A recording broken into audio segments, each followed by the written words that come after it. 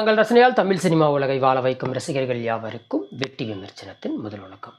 இன்னைக்கு இந்த பகுதியில் நாம் விமர்சனம் பார்க்கக்கூடிய படம் கிட்டத்தட்ட 1991 கேப்டன் விஜயகாந்த் அவர்களின் 100வது படமாக ரிலீஸ் ஆகி இன்றைக்கி 34 வருஷத்துக்கு பிறகு திரும்பவும் ரீரிலீஸ் கிட்டத்தட்ட ஒரு 400 திரையரங்குகளில் ரீரிலீஸ் செஞ்சு அரங்கு நிறைந்த காட்சிகளாக இன்றைக்கி வெற்றிகரமாக ஓடிக்கிட்டு இருக்கக்கூடிய கேப்டன் பிரபாகரன் படத்தோட விமர்சனத்தை தான் பார்க்க வரோம். நம்ம ஊரில் போன வாரம் தான் எங்கள் ஊரில் ஒரு புது தேட்டர் ஒன்று தொடங்கினாங்க. 3 தேட்டரு நல்ல ஸ்டார் வேல்யூ வேறு லெவல் அட்மாஸ்பியரோட பக்காவாக தேட்டர் ஓப்பன் பண்ணியிருந்தாங்க. அந்த புது தேட்டரில் இந்த பழைய படத்தை நான் போய் பழைய படத்தை பார்த்ததுக்கு உண்டான ஃபீலிங்கே இல்லைங்க. அந்த அளவுக்கு இன்றைக்கி சண்டேங்கிறதுனால செம்ம செலிப்ரேஷன், ஹவுஸ்ஃபுல் காட்சிகள். இந்த படத்தை பார்க்கும்போது இன்றைக்கி ரிலீஸ் ஆன படத்தை பார்த்ததுக்கு உண்டான ஒரு ஃபீலிங் இருந்தது. அதுவும் இன்றளவுக்குமே இந்த படம் மக்களால் கொண்டாடப்படுவதற்குண்டான காரணங்கள் என்னென்ன அப்படிங்கிறதையும் நம்ம பார்க்கலாம். கிட்டத்தட்ட இது டிவிக்குள்ளெல்லாம் ஓடி ஓடி தேஞ்ச சீடியாக இருந்தாலும் இன்றைக்கி இது கோடிகளில் வசூல் பண்ணுறதுக்குன்றான ஒரு சில முகாந்திரங்கள் இருக்குது. அதையும் இந்த விமர்சனத்தில் பார்த்துடலாம். இந்த விமர்சனத்தை கடைசி வரைக்கும் பாருங்கள். பார்த்து முடிச்சுன்னு உங்களுக்கு பிடிச்சிருந்தா சின்னதாக ஒரு லைக் பண்ணுங்கள், ஃப்ரெண்ட்ஸ் அண்ட் ஃபேமிலிக்கு ஷேர் பண்ணுங்கள். மறக்காமல் நம்ம சேனலை சப்ஸ்கிரைப் பண்ணி தங்களின் மேலான கருத்துக்களை கமெண்ட்ல சொல்லுவோம், மறந்துடாதீங்க. இந்த படத்தினோட இயக்குனர் நமக்கு தெரியும், ஆர்கே செல்வமணி. இந்த படம் அன்றைக்கு சினிமா ரீதியாக நல்லா வசூல் கொடுத்துருந்தாலும் அன்றைக்கே அரசியல்வாதிகள் எல்லாத்தையும் நல்லா அலறவிட்ட ஒரு படம் அப்படின்னா அது மிகையாகாது. ஏன்னா அதுக்கு காரணம் இந்த படத்தினுடைய கதையும் அதை சுற்றியும் அமைய பெற்ற திரைக்கதையும் அப்படின்னு நாம் சொல்லலாம். அதை விட இதுக்கு இன்னொரு முக்கியமான 2 காரணங்கள் இருக்குங்க. ஒரு காரணம் நம்ம கேப்டன் விஜயகாந்த் அவர்கள் அன்றளவுக்கும் சரி இன்றளவுக்கும் சரி அவர் மேலே மக்கள் வச்சுக்க அந்த பற்றும் பாசமும் தான் இன்றைக்கி நான் இந்த புது திரையரங்களை போய் ஹவுஸ்ஃபுல் காட்சிகளாக கொண்டாட்டத்தோடு அவங்களோட சேர்ந்து பார்த்தது அப்படின்னு நாம் சொல்லலாம். அன்றைக்கி ஒரு நடிகராக இன்றைக்கி ஒரு தலைவராக அவர் மக்கள் ஏற்றுக்கிட்டாங்க அப்படிங்கிறது இந்த படத்தோட இன்றைக்கி நான் இந்த புது தேட்டரில் போய் இந்த படத்தை பார்க்கும்போது எனக்கு தெரிஞ்சது. அதேமாதிரி இந்த படத்தோட திரைக்கதை அது நீங்களாக ஒரு சில விஷயங்கள் இந்த படத்தில் ரொம்ப நல்லா இருந்தது. அதுவும் என்ன அப்படிங்கிறத பார்த்துடலாம். இந்த படத்தோட கதை அப்படின்னு எடுத்துக்கிட்டோம்னா, சத்தியமங்கலம் காட்டுப்பகுதியில் வீரபத்ரன் சந்தன மர கடத்தி அந்த காட்டுக்கும் நாட்டுக்கும் அச்சுறுத்தலாக இருந்து எல்லாரையும் பயமுறுத்திட்டு இருக்கான். அவனை பிடிக்கிறதுக்காக எத்தனையோ அதிகாரிகள் அனுப்பப்படுறாங்க. எல்லாரையும் அவன் போட்டு தள்ளிடுறான். ஆனால் கடைசியாக நம்ம விஜயகாந்த் கேப்டன் பிரபாகரன் அவர் உள்ளே இறங்குறாரு. இவர் அங்கே போகும்போதே நிறைய ட்ரபிள்ஸை சந்திக்கிறாரு. அதுக்கப்புறம் போய் அந்த வீரபத்ரனை பிடிச்சாரா இல்லையா அப்படிங்கிறத இந்த படத்தினுடைய சிங்கிள் ஃப்ளாட்டு இது எல்லாருமே நமக்கு தெரிஞ்சது தான்.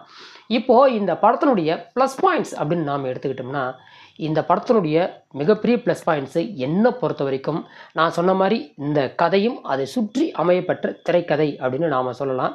ஏன்னா அதுதான் இந்த படத்துக்கு மிகப்பெரிய, இந்த படம் கிட்டத்தட்ட ஒரு 2.5 மணி நேரம் அந்த 2.5 மணி நேரம் சலுப்படிக்காம நம்மளை பார்க்க வச்ச விஷயம் அதுதான். அதேமாதிரி அடுத்ததான் இந்த படம் அன்றைக்கும் சரி இன்றைக்கும் சரி எல்லாருக்குமே ஒரு ஃபுல்லாக என்டர்டெயின் பண்ண வைக்குது அப்படின்னா இந்த படத்தினுடைய மேக்கிங். ஏன்னா இன்றைக்கி டெக்னாலஜி நிறைய இருக்குது, பட் அன்னைக்கு எந்த ஒரு டெக்னாலஜி இல்லாத காலகட்டத்தில் இந்த படத்துடைய எக்ஸ்ட்ராடினரி ஒரு மேக்கிங் பண்ணியிருப்பாங்க. அந்த மேக்கிங் தான் இந்த படத்தை நம்ம ஃபுல்லாக என்டர்டெயின் பண்ண வைக்குது அப்படின்னு நாம் சொல்லலாம். அடுத்ததாக இந்த படத்தினுடைய நடிகர்களை பற்றி நாம் சொல்லியே ஆகணுங்க. இந்த படத்துடைய முதல் ப்ளஸ் பாயிண்ட்டு புரட்சி கலைஞர். அவர் இந்த படத்தில் நடிக்கலைங்க. அந்த கேப்டன் பிரபாகரனாவே வாழ்ந்துட்டார். அந்த அளவுக்கு சும்மா பின்னி பெடல் எடுத்திருப்பார். ஸ்டண்ட் ஆகட்டும், ஆக்ஷன் ஆகட்டும், அதேமாதிரி ஆக்டிங் ஆகட்டும்னு சொல்லி சகலவதம் என்ன சொல்கிற ஒரு ஆல்ரவுண்டராக இந்த படத்தில் அவர் கலக்கியிருப்பார். இன்னும் சொல்லப்போனால் அவர் ஒரு பேட்டியில் சொல்லியிருந்தார், அந்த ட்ரெயின் சீக்வன்ஸ் ஃபைட் ஒன்று வரும். இன்றைக்குமே அந்த ஃபைட்டை நான் அந்த தேட்டரில் பார்க்கும்போது எனக்கு கூஸ் பம்ஸ் ஆனிச்சு. அதுக்கு அவர் காரணம் ஒரு பேட்டியில் சொல்லியிருந்தார், அந்த ட்ரெயின் சீக்வன்ஸுக்கு கொச்சியிலேருந்து ஒரு மிகப்பெரிய ரோப் வாங்கிட்டு வந்தாங்க. அந்த இடத்துல அந்த ரோப் கட்டாகி நான் கீழே விழுந்திருந்தால் அன்றைக்கே நீங்கள் என்னை உசுரோட பார்த்துருக்க முடியாது. ஆனால் என்னை காப்பாற்றி அந்த திரைக்கலைஞர்கள் என் உசுரை மீட்டு கொடுத்தாங்க அப்படிங்கிற மாதிரியான ஒரு சில விஷயங்களும் சொல்லியிருந்தார். அதை இன்றைக்கி அந்த படத்தில் போய் அந்த ஒரு குறிப்பிட்ட ஃபைட் சீக்வன்ஸை ஆன் த பிக் ஸ்க்ரீனில் பார்க்கும்போது வேறு லெவலில் இருந்தது அப்படின்னே சொல்லலாம். இந்த ஸ்டண்ட்டு அப்படின்னு நாம் சொல்லலாம். அடுத்ததாக இந்த படத்தில் ஒரு மனுஷனை நம்ம சொல்லியே ஆகணுங்க. பாப்பா வேறு யாரும் இல்லைங்க, நம்ம மன்சூர் அலிகான் வீரபத்ரன். இப்போ 34 வருஷத்துக்கு முன்னாடி இந்த படத்தை பார்க்கும்போது எனக்கு கிட்டத்தட்ட ஒரு 7 வயசு இருக்கும், 7-8 வயசு இருக்குன்னு நினைக்கிறேன், அவ்வளோதான்.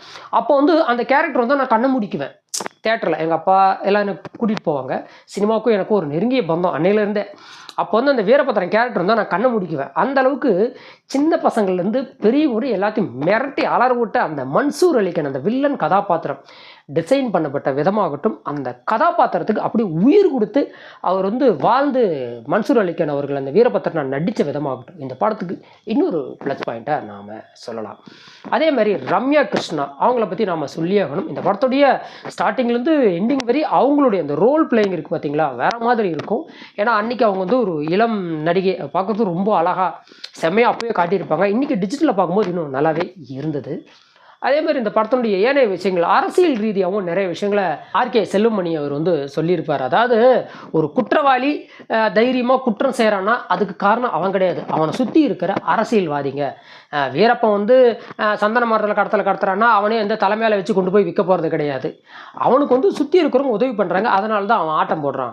சுற்றி இருக்கிறவங்களை அமுக்கிட்ட அவனோட ஆட்டம் அடங்கிடும். அதனால் எந்த ஒரு குற்றவாளியும் தான் ஒரு பெரிய குற்றவாளியை வளர்றதுக்கு காரணம் அவன் கிடையாது, அவனை சுற்றி இருக்கிற அரசியல்வாதிகளும் அரசியல் பணமும் பின்புலமும் தாங்க. ஒருத்தன் வந்து எந்த அளவுக்கு வளரணும் வளரக்கூடாதுன்னு முடிவு பண்ணக்கூடியது அரசியல்வாதிகள் தான். அவங்க தான் நாட்டில் சமூக விரோதிகளை வளர்த்து விடுறாங்க, நாட்டுக்கு அச்சுறுத்தல் ஏற்படுத்துகிறாங்க. அதன் மூலமாக மக்களை பயமுறுத்தி அவங்க ஓட்டு வாங்கி ஆட்சிங்கிற பீடத்திலேருந்து வாழ்ந்துகிட்டு இருக்காங்க. அப்படிங்கிற விஷயத்த சும்மா அழுத்தம் திருத்தமாக நச்சுனா மண்டையில் ஆணி அடிக்கிற மாதிரி நம்ம ஆர்கே செல்வமணி அன்றைக்கி சொல்லியிருப்பார். ஸோ அது இந்த படத்தை பார்க்கும்போது தெரியும். அரசியல் ரீதியாக இந்த படம் அன்றைக்கே எல்லாரையும் அலற விட்டுருச்சு. இதெல்லாம் உண்மையாடா, ஏன்டா இப்படி பண்ணுறீங்கன்னு அன்றைக்கே நிறைய அரசியல்வாதிகள் கதர்னாங்க.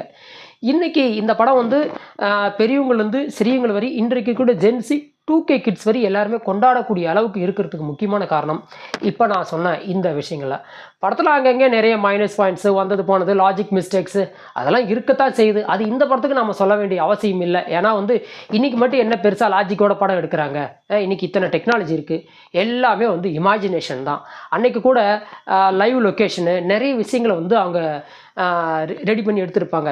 அதனால் படத்தில் லாஜிக் மிஸ்டேக்ஸ்லாம் அங்கங்கே நிறைய இருக்கும். அதே மாதிரி ஒரு சில சொதப்பல்களும் படத்தை இருக்கத்தான் செய்யுது. அதெல்லாம் நம்ம சொல்ல வேண்டிய அவசியம் இல்லை. என்னை பொறுத்த வரைக்கும் இந்த கேப்டன் பிரபாகரன் புரட்சி கலைஞர் விஜயகாந்த் அன்னைக்கு ஒரு நடிகராக இன்றைக்கி இந்த படத்தை வந்து கொண்டாடினாங்க. இன்றைக்கி ஒரு தலைவராக அவரை இன்னுமே இந்த படத்தின் மூலமாக கொண்டாடிட்டு இருக்காங்க அப்படிங்கிறதா உண்மை. என்னை பொறுத்த வரைக்கும் நான் இந்த படத்தை பார்த்ததில் ரொம்ப திருப்தி. ஏதாவது நிறைய முறை பார்த்துருந்தாலும் ஆன் த ஸ்க்ரீனில் அதுவும் புது தேட்டரில் இந்த பழைய படத்தை பார்த்த ஃபீலிங் என்னை பொறுத்த வரைக்கும் இன்றைக்கி ரிலீஸ் ஆன அந்த படத்தை பார்த்ததுக்கு உண்டான ஃபீலிங் தாங்க இருந்தது. நீங்கள் இந்த படத்தை பார்த்தீங்களா, இல்லை பார்த்துருந்தாலோ இல்லை இதுக்கு மேலே போய் பார்த்தாலும் உங்களோட ஃபீலிங்ஸையும் கமெண்ட்டில் வந்து ஷேர் பண்ணுங்கள். இந்த வீடியோ உங்களுக்கு பிடிச்சிருந்தால் லைக் பண்ணுங்கள். ஃப்ரெண்ட்ஸ் அண்ட் ஃபேமிலிக்கு மறக்காமல் ஷேர் பண்ணி இந்த சேனல் நமக்கு சப்போர்ட் பண்ணுங்கள். இக்காணொலியை கண்டு ரசித்த அனைத்து நல்லுள்ளங்களுக்கும் நன்றி தெரிவித்துக் கொண்டு மற்றும் ஒரு சிறந்த விமர்சனத்துடன் தங்களை சந்திக்கும் வரை தங்களிடமிருந்து விடைபெறுவது வெற்றி விமர்சனம். வெல்க தமிழ்.